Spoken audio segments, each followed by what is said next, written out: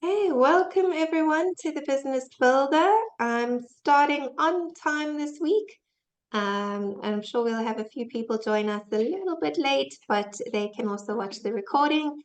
Today, our awesome speaker is the lovely Linda Mannix. Linda is a certified financial planner who is very passionate about financial planning and the value of this both to employers and employees. Linda has an amazing understanding of the value of wealth, and although she's specialized in asset types and investments, as well as portfolio planning and management, she has gained mad skills in managing employee benefits. So while she finds the whole industry rewarding and enjoys every aspect of her job, it is this area of employee benefits that gets her out of bed in the morning, because the thing that Linda is most passionate about is helping people build a future. So today she's going to teach you how to structure employee benefits in a way that helps you attract the best talent out of there, but also helps you to help them live their best life. So without much ado, over to you, Linda. Thank you for the introduction, Tamron. And yes, we hope this is going to be an informative session. I hope that you'll gain much from it and have a better understanding of also how I work. So welcome, everyone. And welcome, Robin. Nice to have you with us. And hi, Linda. Yes, and Bronwyn and Liana as well. Hopefully I've pronounced your name correctly, Liana. So without further ado, I'm going to share my screen right now. And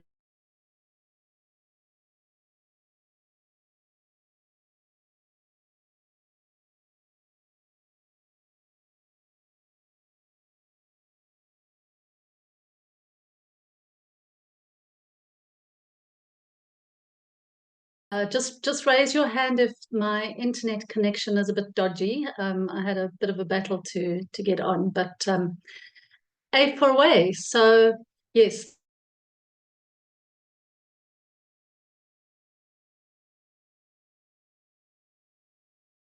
This I've seen how employee benefits can absolutely add value to your business.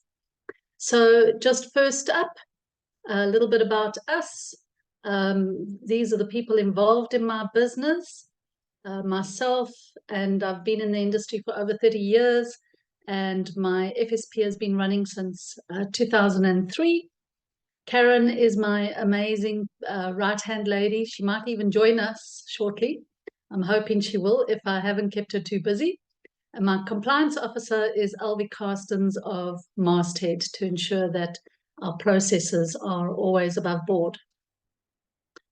So what is our mission? Our mission is to enable clients, to empower them to achieve what we call decisive prosperity, because prosperity doesn't just happen. And prosperity is different to each one of us. Prosperity for a blue-collar worker versus an executive are two totally different things. But the principles are the same. So for us, it's about tailoring decisive prosperity in line with the resources that a member particularly has. What is our biggest win? We have added millions to post-retirement capital for staff employed by a large corporate.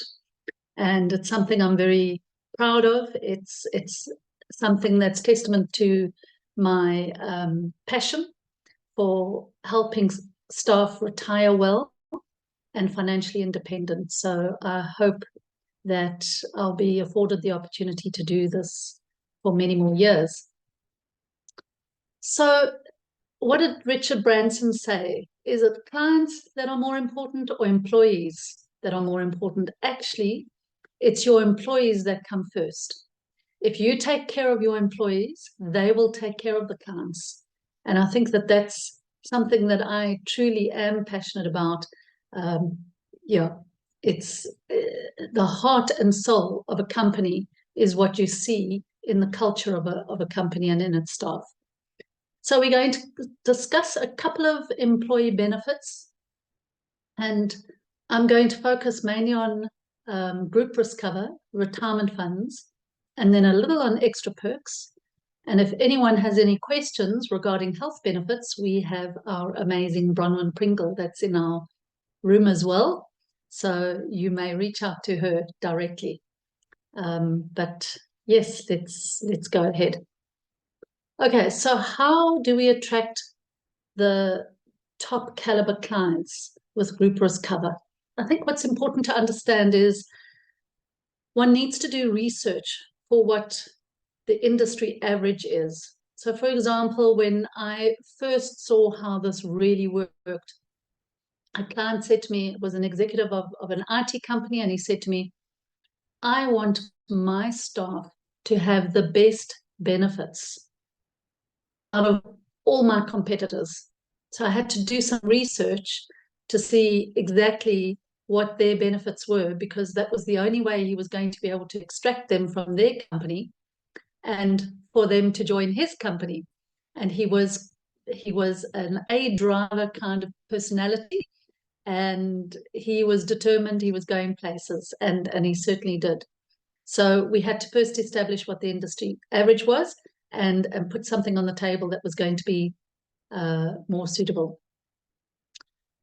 In this case, we looked at life cover, the multiple of earnings, and we knocked that out the park.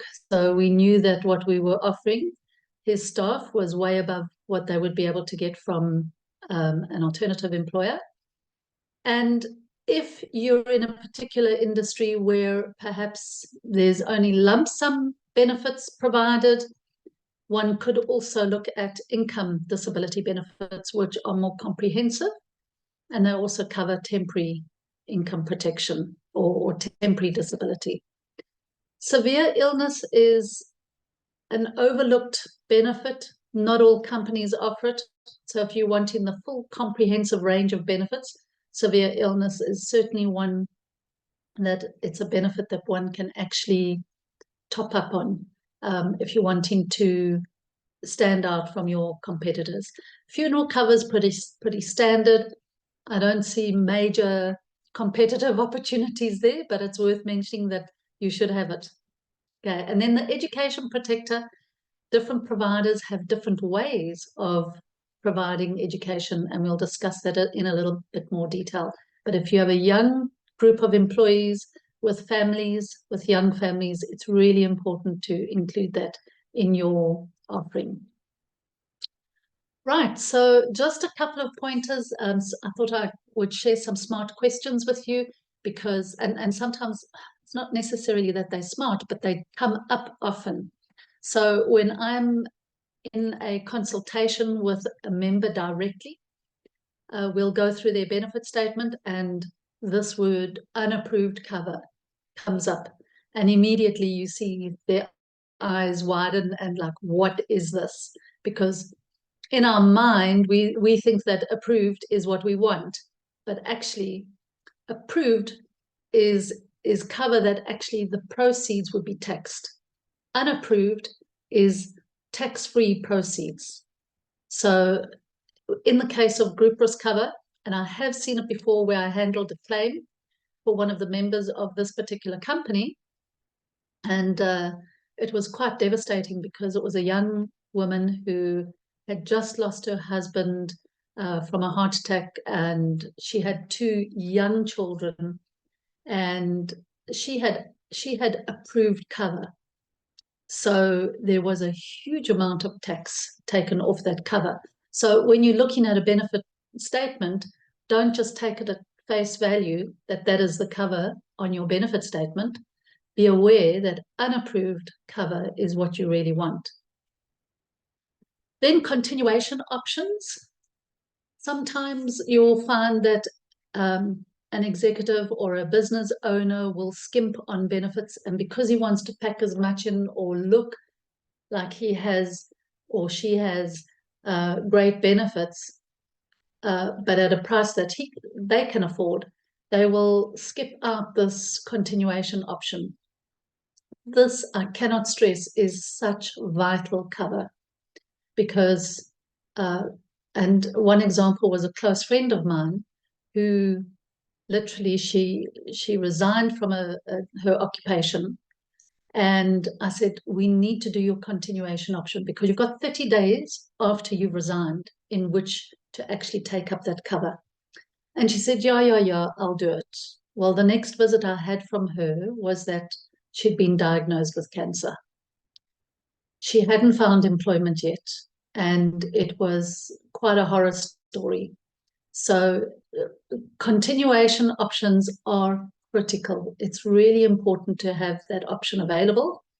And I would say it's vital to actually take it up unless your new employer has that cover in place. So really important questions to ask. Then a benefit escalation and claim stage.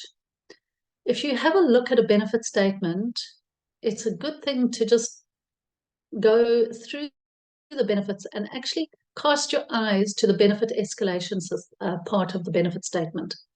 What that means is when you are in claim stage, when you are in disability, say it's an income disability benefit, you actually want that benefit to increase on an annual basis. And I do have a client who's, since the age of 43, he has been disabled with multiple sclerosis, I think for 15 years. If he did not have that escalation, it could have wiped out his ability to maintain his lifestyle. So sometimes overlooked on quotes, good idea to make sure that you have all of those benefits. Then premium waivers is a very interesting one because I've seen the overuse of it and I've seen underuse of it on schemes. So it's a good question to ask. The premium waivers, is it just for the retirement contributions? Or is it the risk contributions as well in the event of disability? Or is it the employer and employee contributions? What is that premium waiver actually all about? And then a nice little plus on employee benefits, on group schemes, is that you will often get a medical scheme waiver. And this is quite often the case where you have a group risk provider, an insurer that also is in the health space. And they will then offer the medical premium waiver of their own medical scheme.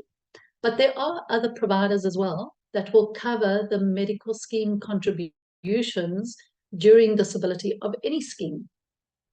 So these are good questions to ask. And then this one is a really prickly one, the education protectors. So the same lady who lost her husband when she had such young children, I helped her through her claims on an annual basis with the education protectors. And I recall that when the child went from primary school to high school, forgive me, let me just turn my sound off, forgive me. Okay, with the private school, from going from primary school to high school, there was a 20% increase limit.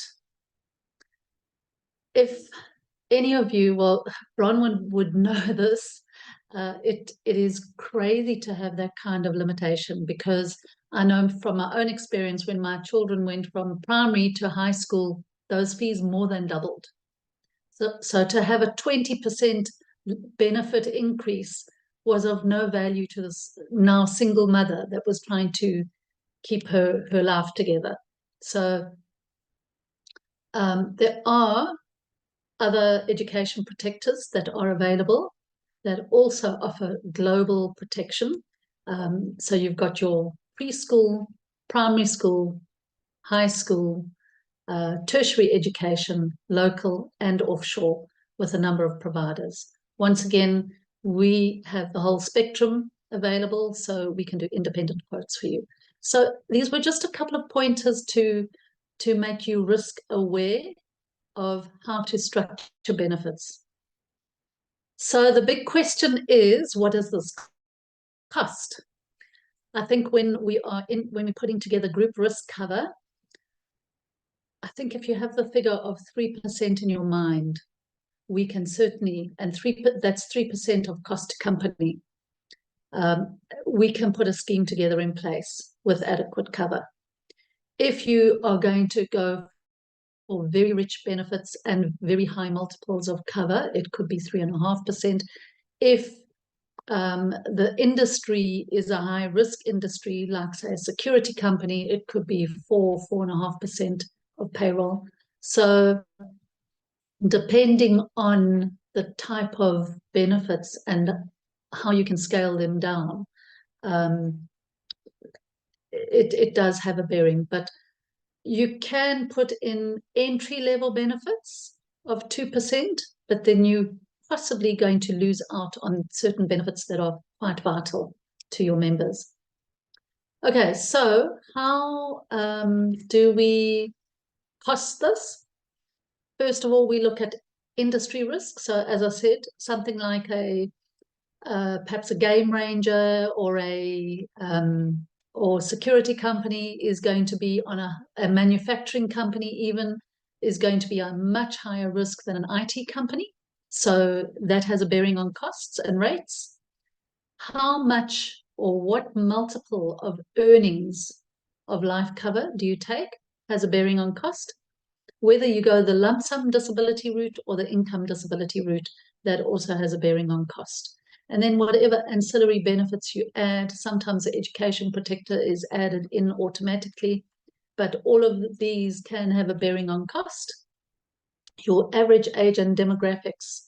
I have one scheme that is, I think the average age is about 54. So clearly nobody wants that scheme.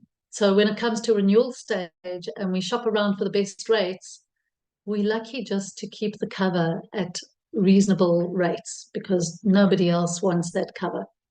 Whereas if you've got a young, dynamic company, the risk is very low and your rates would be that much lower. And then, of course, the number of staff. If you have a huge group of staff, the rates are going to be much lower than a small group. So what's our role? Mannix Financial Services. We help with onboarding consultations. We explain to staff what their benefits actually are. We ensure beneficiary nominations are annually completed. I cannot stress the importance of this. Things change in people's lives from one year to the next. If I don't know what's going on in the staff member's life, how are the underwriters supposed to know at claim stage? So it's vital that that is up to date. Then we help with claims processing as well. And then, of course, annual reviews. So before we move on to retirement, are there any questions on the risk side? I have a question, Linda, if you don't mind. Can you hear me? Yes. Oh, okay. Sorry, I just wasn't sure.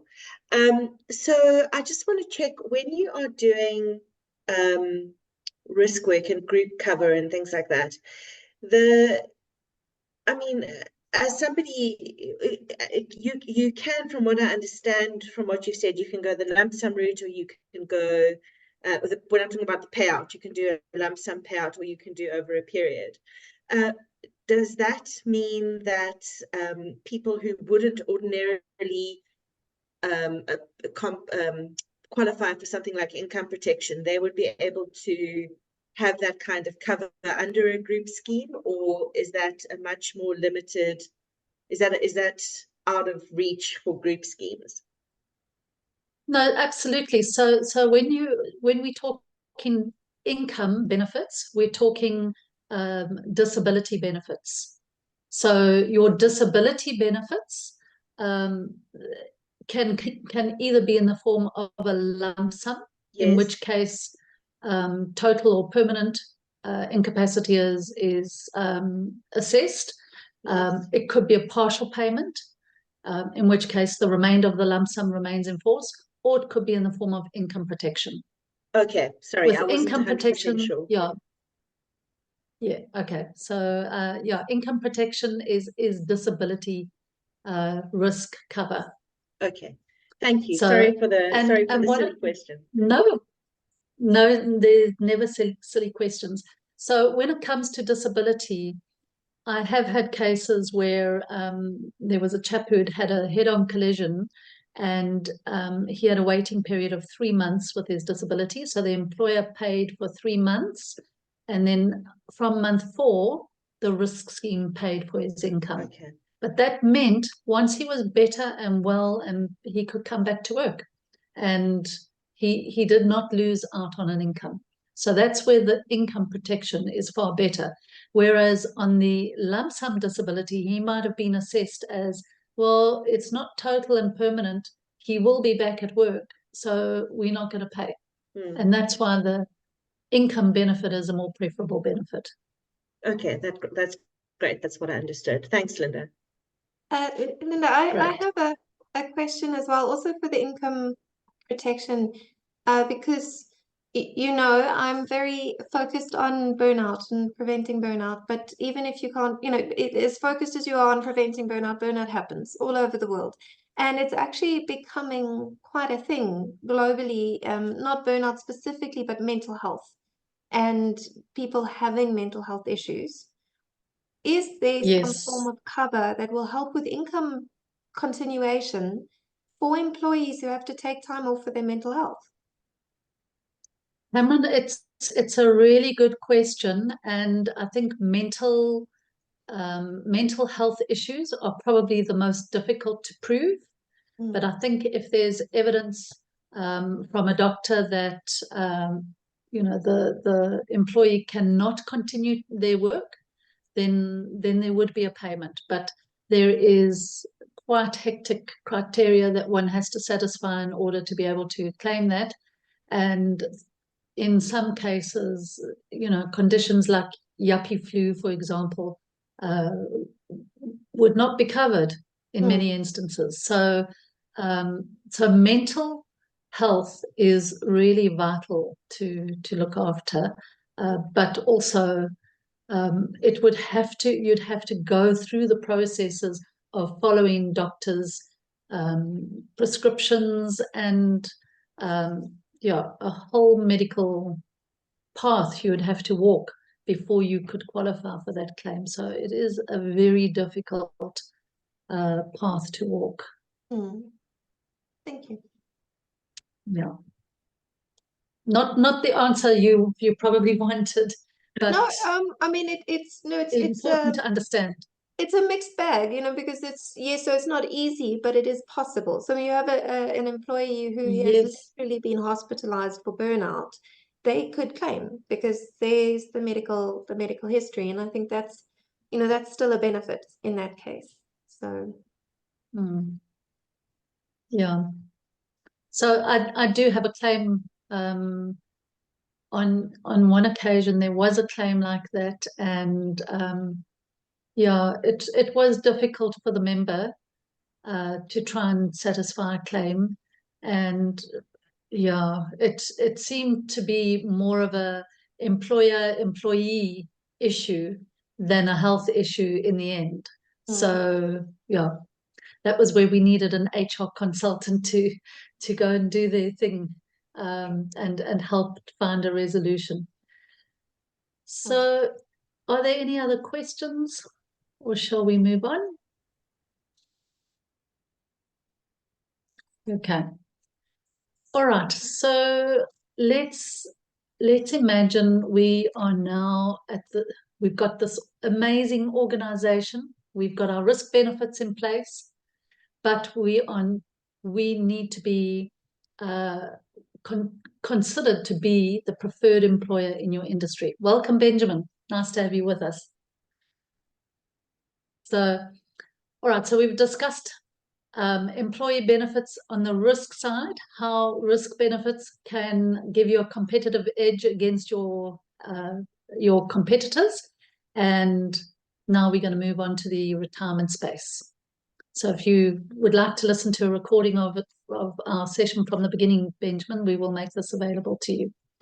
Okay, so imagine this. You are the preferred employer in your industry. And I do have these clients. I do have In one specific scenario, as I said, this IT chap said he had to be the most preferred employer in your industry.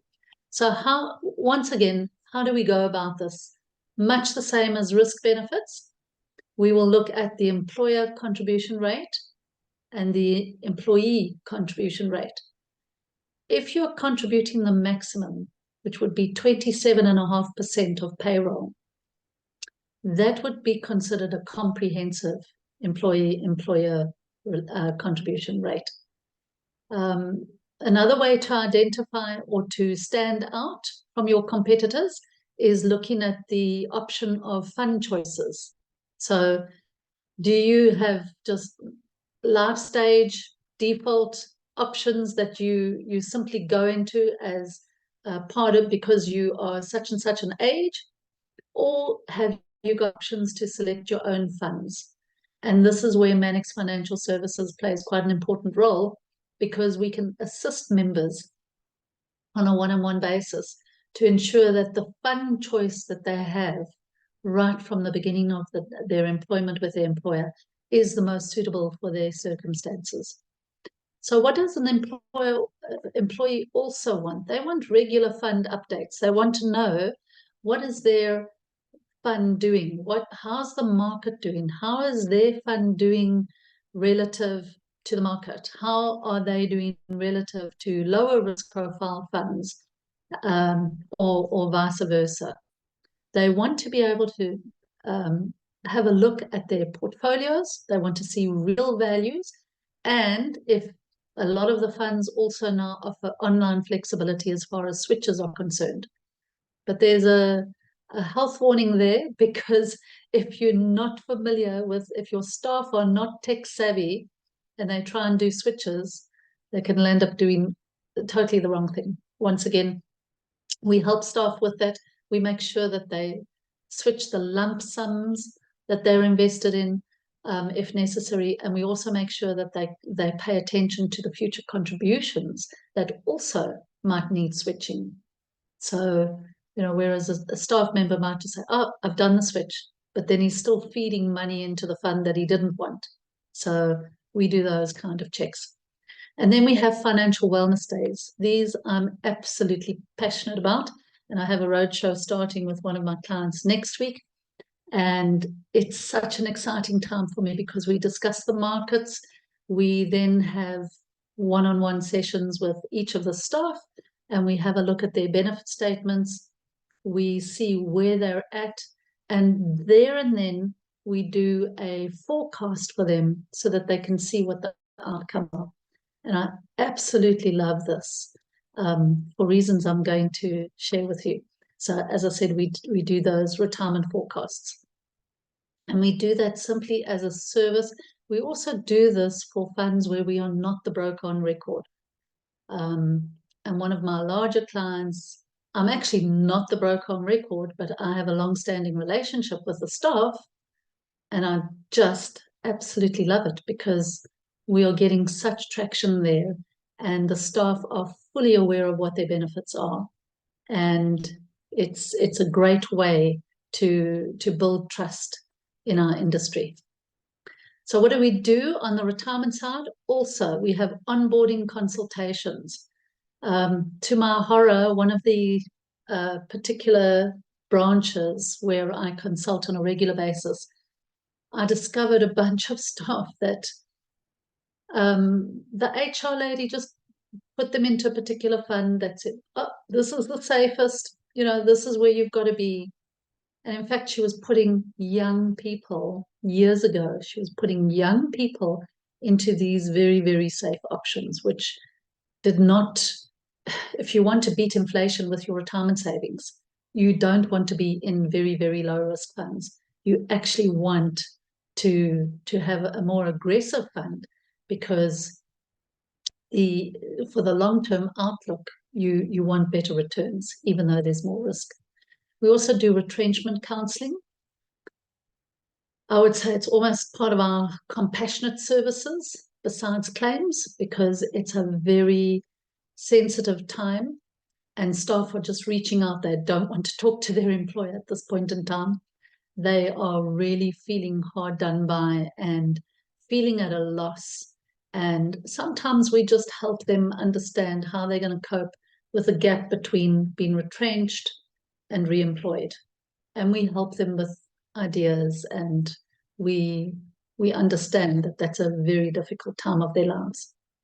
We also do next level retirement planning, which is what we kind of do confidentially with the staff. When they build trust, they have those discussions with us that either I want out of here like before I'm 65, and it's so rewarding to be able to, have these discussions with staff that they feel that they can trust you. And after all, things don't always work out the way one plans, but if you can plan to retire early, we help the staff do that. So we build trust, but also I think the staff are very aware in these circumstances without those high contributions to their retirement planning that it's not going to happen. They understand that it's got to be a commitment to contribute as much as possible. Then we do exit counseling as well, which is at retirement stage as well as resignation.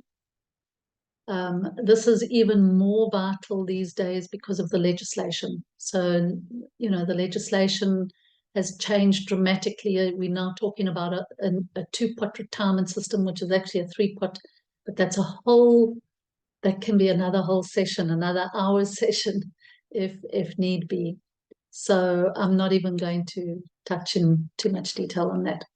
But what do we really do? We take pressure off human resources because, as I say, at retrenchment, it's a critical time. It's really a sensitive time for the staff, and they actually just don't want to have a conversation with their employer, the HR. They just feel that everyone's against them. So we are there for them, that they don't make rash decisions, and we're in their corner with them. The retirement planning. Human resources is obliged to facilitate these counseling sessions that we have. Okay. And I think in the past, HR would say, oh, well, just fill out this form. Do you want to withdraw your money, or do you want to transfer it? There wouldn't be advice. And they still today they're not authorized to advise staff. So that is our role. We come in and we provide that exit counseling. And as I said, with legislation now, everything in the future is just going to be at retirement. It'll be 1/3 maximum lump sum, 2/3 has to purchase an annuity at retirement. Your older clients have an option to opt in to the new legislation, but as I say, that's another whole new section. So what does this cost? When we're putting a retirement fund into place, we need to have a goal. We need to have an idea as to where is the company going? Do they really care that when their staff reach retirement, that they're going to be able to retire?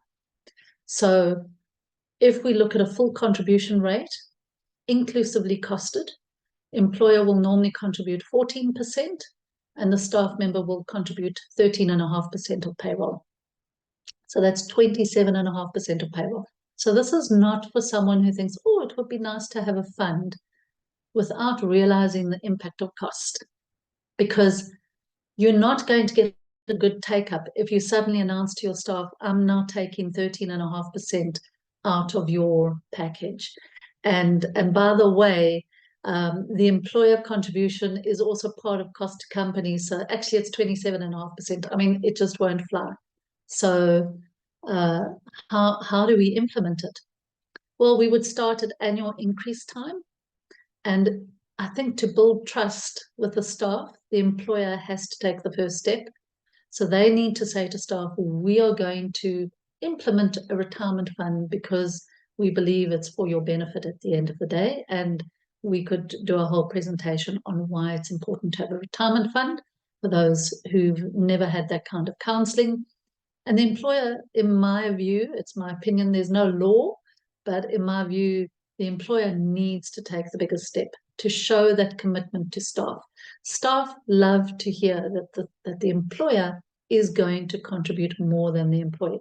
So it might be that the first year that you actually implement a retirement fund, you might implement it at, say, a 7% contribution rate, in which case maybe the employer contributes 5% and the employee contributes 2%. And eventually you do away with that lower category. You say, no, you can't have the 2% anymore. The next increase time, we're going to make it 3.5%. And, we'll then also make the employer contribution. We'll match that increase that you're having. We'll match it. And to time it over increase time is a good way to help the staff understand the commitment that they need to make to retirement, and with ongoing counseling. So by doing this, employers are leading by example. You're building a loyal brand. You're building pride within your staff.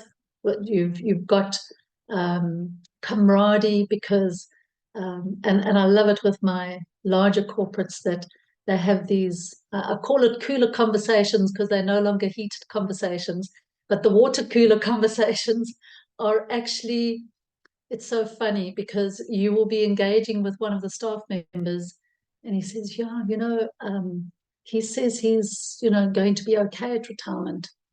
And it might be that that particular staff member has a lower contribution rate. And I'm not going to say, yes, he contributes X, Y, Z, because of course it's a private conversation. But what it might highlight is that he is contributing far less than his fellow employees.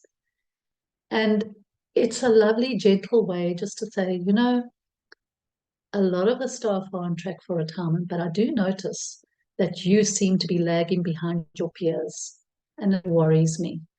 And there's nothing like that, that sudden feeling of, well, I don't want to be left lagging behind. I want to be part of the race. So we have those are really delightful conversations. Okay. So all we're saying is that we would like to engage with you, with your businesses or with your clients' businesses. And I think when we before we move on to extra perks, are there any questions on retirement planning?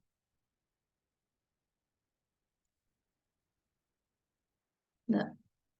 Okay. All right. So let's consider, now you've got this thriving business. I'm going to hold. Sorry, Linda, there is one in the chat. Liana says there was a financial advisor that's been visiting government departments and telling the staff they must take their retirement before the two-pot is implemented, because they won't get their benefits at retirement due to the GEPF being bankrupt. She says, do you have any knowledge about this? We hear it all the time. Okay, we hear it all the time, and to have a financial advisor even say that, by telling a staff member to access their retirement funds before retirement is horrendous, because in my opinion, you are stealing from yourself. The staff member that does that is stealing from themselves at the end of the day. Even with this new two-pot retirement system, the whole purpose of putting that in place is to help people in dire need, those who've found themselves in debt, and they need access to part of their retirement fund. And I do these analyses quite often for staff, because one of the companies that I consult with, from time to time, they might have a Section 189 that staff are going through. And then we have a look, like, are we going to take up this voluntary retrenchment or not? Because we have a look at what are their contributions now, and if they just take their money and run now, what are the implications of not adding to that retirement? And we have all of these different conversations, but to think that you're not going to have access to the GPF is absolutely ludicrous. It's the pension funds, the retirement funds are governed by the FSCA. So the money that's in there, they have to account for it on a monthly basis. By the 7th of the month, contributions have to be in the fund. Otherwise, there is a whole lot of legal nonsense that, or legal penalties that the employer finds himself in. You know, they'll find themselves in hot water. So these funds are regularly monitored. Trustees can be held in their liable in their personal capacity. So I think that's a very outrageous thing to say to staff to access their retirement funds. Yeah, it's crazy, absolutely crazy.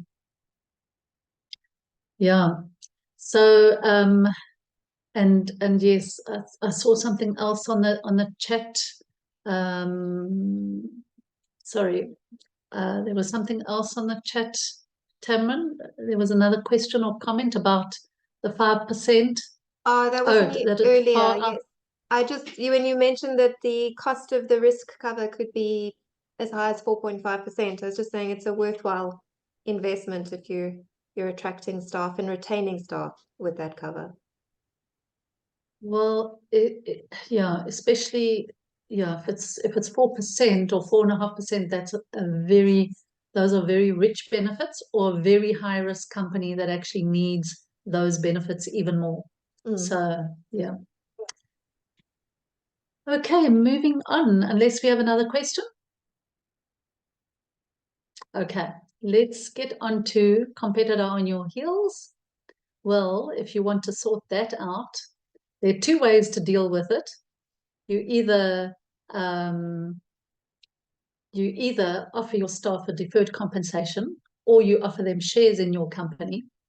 And both of these have different roles, actually. So if I look at deferred compensation, it's a way to quickly lock in your staff in uncertain times. And I'll give you another example. So another one of my benefit schemes, the employer said to me, he phoned me in a hurry. He said, I need you to put this deferred compensation in place. We've spoken about it on numerous times. I need to retain my staff. And he only shared with me after we'd got this retention plan in place, that he was actually in the process of selling his company, but he had to have certain deliverables or certain milestones that he had to satisfy in order to be paid out what he wanted to be paid out for his company. So what we did is we did a deferred compensation. The staff were given an extra bonus, and the bonus included the amount for the tax on the compensation as well. If the staff left, in this case it was 5 years, if the staff left within 5 years, he withheld the money, the investment. If they remained with him in 5 years, the staff got that money and all the growth as well. So it was a very clever way to ensure, and we had agreements for all of the staff. So Robin, you would have been very busy if you had been with me at that point in time.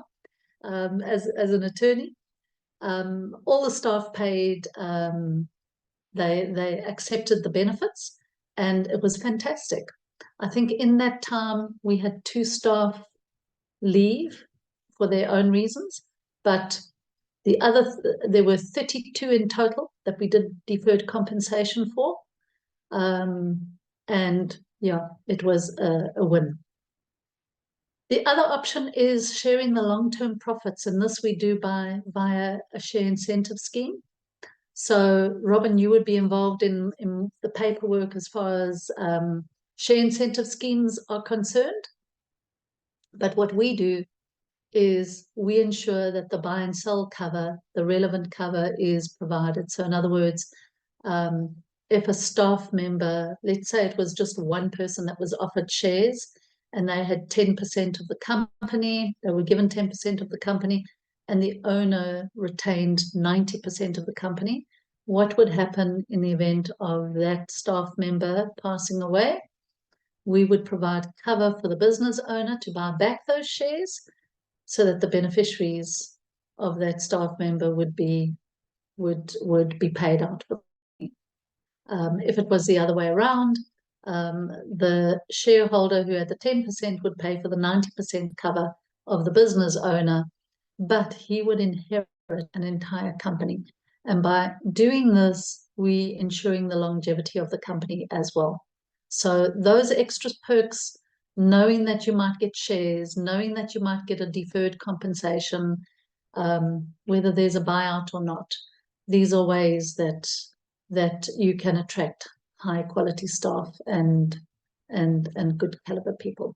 And what are the ultimate, what is the ultimate result of this? You get motivated, engaged employees, you have a higher staff retention rate and increased productivity. And furthermore, you become the preferred employer in your industry. So that in a nutshell is how it all works. And I've seen it in practice.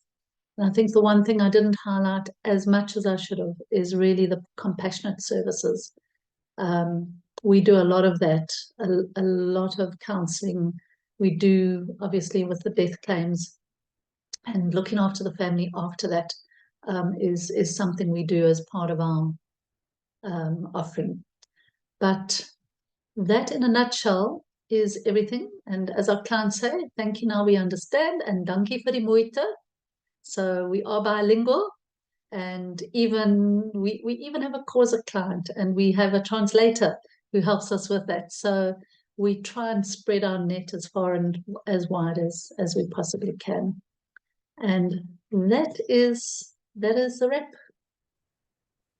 That is fantastic. Thank you so much, Linda. I must say, I generally, before this, if I'm perfectly honest, I would have said I find insurance boring, but that was fascinating. It was really interesting. I really did enjoy every moment. So thank you so much. I hope everyone else did as well. Are there any questions for Linda about her presentation or any other form of insurance or investing? She knows her stuff. This is a good time to pick her brain. Can I make a comment? Mm-hmm. So one of the, as an attorney, I often have people coming to me saying, no, they want to give their employees shares in the business. And I can understand the need to provide a sense of ownership in the business. But what employees often don't understand is that there's very little immediate benefit unless that company has got profits in it. And that declaring a dividend is not something you can force a board of directors to do. And when it's an employee coming to me saying, no, they want shares, as opposed to, I mean, I love the deferred product. I think it's fantastic. And I'll always suggest to an employee to go for something more like that, where there's hard and fast cash in hand. And there are other ways of dealing with it, going with like a ghost share scheme or something to that effect. But I really do think that some of the products that you've mentioned, Linda, are outweigh the perceived benefits of just straight shareholding in a company. Yes, sorry, I'm going to jump in because I really agree with that, Robin. I think a lot of people, I hear it so much, people talking about giving your employees ownership, and that's the way to keep people and to keep them happy. And a lot of big corporates talk about it, but a lot of big corporates don't think about the fact that not everyone wants to be an owner. Not everyone actually wants that responsibility or that because I think that's a lot of employees don't even realize that just because you got 10% shares, it's not just a future monetary benefit. There are actual responsibilities attached to being a shareholder. And not everyone knows that. So I agree. I think that deferred income, that is an amazing product, an amazing benefit to offer staff for retention and to give them actual cash benefit at the end of the day. I think it's fantastic. It's great, and the way it's structured as well is because it's structured kind of within an endowment. So what actually happens is the proceeds in their hands will be tax free, even though they've been taxed on the actual contribution. So the employer will pay the contribution to the staff member, and the staff member then invests and cedes that investment to the employer. And then there's an agreement that binds them, and that money is then released to them. But the nice thing about that is that you're unrestrained. It's not like a retirement annuity where it has to be Regulation 28 compliant. So if you want to go into feeder funds that are offshore and to get that really aggressive growth, one can do that as long as you understand the risk. But the returns have been amazing. It's been phenomenal. So yeah, we love to structure things like that, and it's exciting because especially when staff members get earmarked for this kind of benefit, they know immediately that they're valued. Yes. So it helps the employer, it helps retain staff, it helps loyalty, it builds a culture of, we can do this, we've got this money coming our way, so we can do this. So and it also helps staff understand that having another nest egg outside of the retirement funds is actually not a bad idea. Yeah. Oh, it's fantastic. I love it. Thank you so much, Linda. I see there's no questions coming through, but there's lots of praise. Liana says very well presented and explained. Robin says fantastic presentation. You really know your craft. And I agree with her. It's been amazing.